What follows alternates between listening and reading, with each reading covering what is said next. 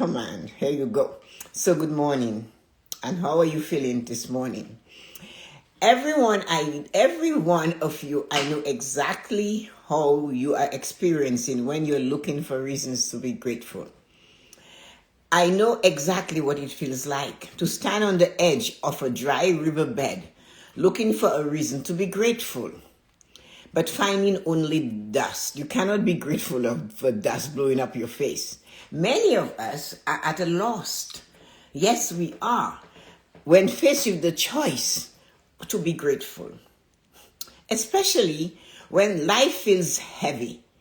But what I'm about to tell you is what I had to do myself to pull the energy and this thing called gratitude into me. The thing, I had to ask myself a question. It's, you see, we all have that question. And I'm about to tell you the question that changed my entire life. It did change my life. It's almost like it propelled me to the top of the line, and I stood there and I just knew that was it. I found it. You see, everything in life we do, we have something in it. There's a point. There's a time. And today that point is to tell you, gratitude isn't a destination that you reach. It's a river you choose to jump in. Gratitude moves, man, and it moves. But how do you find the water when you're parched? When you cannot see reasons to be grateful? And obviously, right now, because of these challenging times in the world, gratitude is not something a lot of people are seeing when they look at their life, looking at it going there or stopping in it. I found a secret in one question. And that question is going to blow your mind. Because before I even tell you that question, I have to say something to you about that. You see, you have heard me. Those of you who are constantly with me, always following me on TikTok, Instagram, YouTube, Facebook, hear this. Every time we open our mouth, we are praying. Every word we say is a prayer. And for that reason, you have heard me say, make sure you speak impeccable and exquisite words when you're talking about yourself and others. Because each time we speak, we are praying. Each time we speak with anger and with hate, we are praying. And the universe and God is like the genie. Your wish is my command. I will give you exactly what you said. No changes. No, it doesn't matter whether you said it about somebody else. It still belongs to you. So, what is that question you ask? The question is, what is it that I have right now that I used to wish and pray for? That's the good ones. That's the good things. You see, gratitude is something that when you find it, you have to hold on to it. You have to seek it. You have to sit with it. So when you're feeling that you cannot see a reason in the dryness, the desert, the negative, the news media, everything that is telling you the world is coming to an end and you are part of that end and it's just going to fail. When you come to that, and that is weighing you down, and you're trying to see gratitude, and all you're finding is a dry riverbed, no water, you're parched, you're just thirsty. You have to ask that question. You can frame it in different way, but the way I did it when I was in that position years and years and years ago is, what is it that I have right now that I used to wish and pray for? Yeah, what is it? And the minute you become in that awareness, that present awareness, and you say, yeah, look, you'll pause. Awareness makes you stop. When you are aware, you have to stop. And when you are going to get to that place, you sit down, pump. Wow. That's, you still haven't figured it out, but you became aware. Yeah. What were you praying for? What did you want? What did you desire? What was your goal? That's the good one. But also, when you cannot find reasons to be grateful, look at what you thought you were creating for other people by your negative words about them. Be careful, because that strong energy of going through it, words that are not impeccable, or forming opinions of others, or making assumptions about what you do not know about others, and you're using that is also your wish.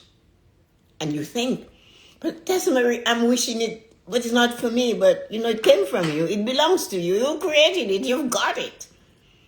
We don't say our children is not ours. We had them. We bought them. We nurtured them. They're ours. Your words are your prophecies of your future. Remember that. Every time we speak, we pray. Every time.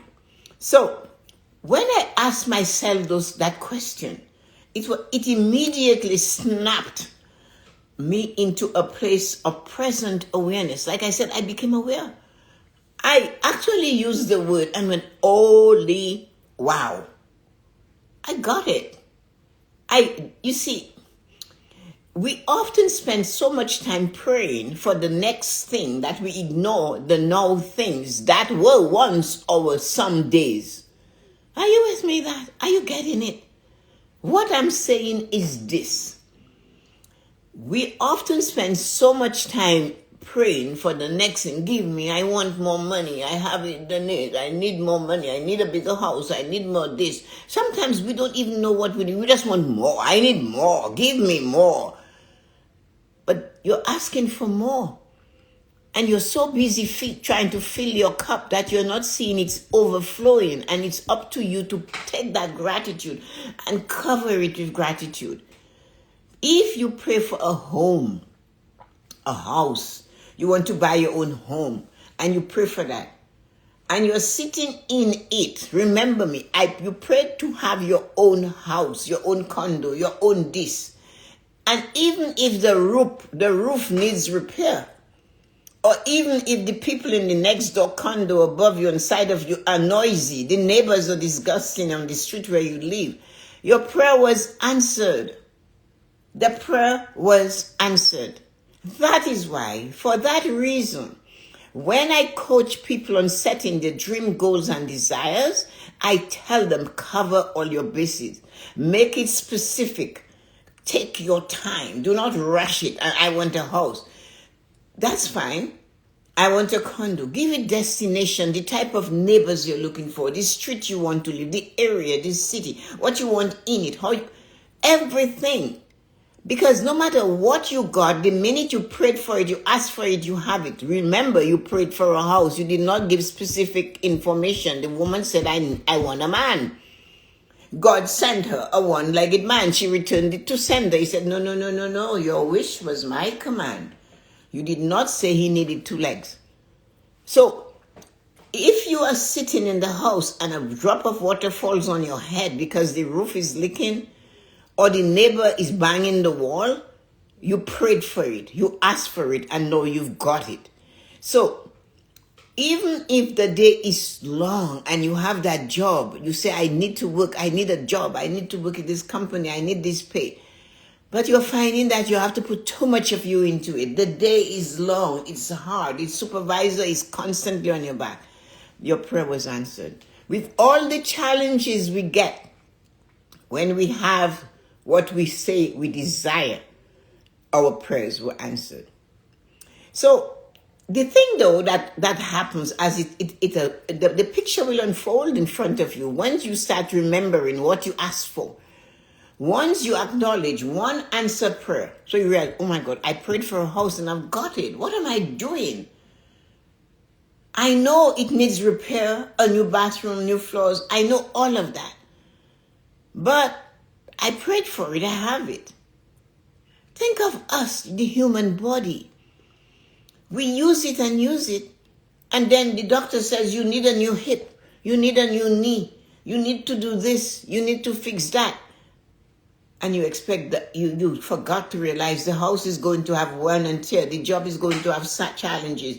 Everybody cannot be the same. So once you acknowledge one answered prayer, the list begins to flow stronger. than any river. The minute you stand up in that surrounding and you're saying, I need to find what I am grateful for, and realize, but where I am, what I have right now, I prayed for this. And you start putting your energy towards being grateful for what you prayed for 10 years ago that you forgot.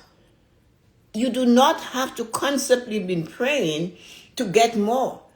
The minute you start praising and being grateful and thankful and respectful of yourself and others and keeping your opinions in your mind and getting rid of them, making no assumptions, man, the flow of reasons and purposes to be grateful comes tumbling down. You will be shocked.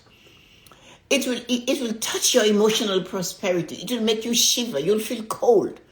We need always to have an example for us to be grateful, without which we cannot relate.